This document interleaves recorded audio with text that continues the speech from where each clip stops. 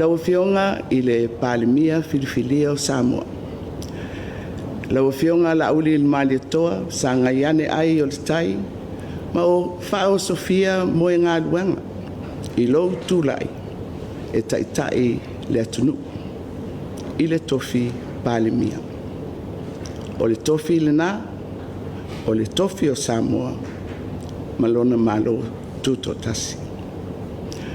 O lau tatalo ia whamoemoe I le atua le ngā luenga, ia taunapo I le malu o whainga whawai, ma tūla fono, ma ia tautuana, whautuanga a le au whainga luenga a le malo, o lo o puno wai I au au nanga mō le atunu.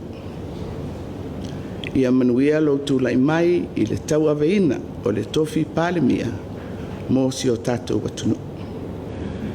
I also take this opportunity to congratulate the winning political party, Whatuatua I le atua Sāmoa Capital and its leader, Lau Afioga La'aulialemalietoa, who will now steer our country into the future.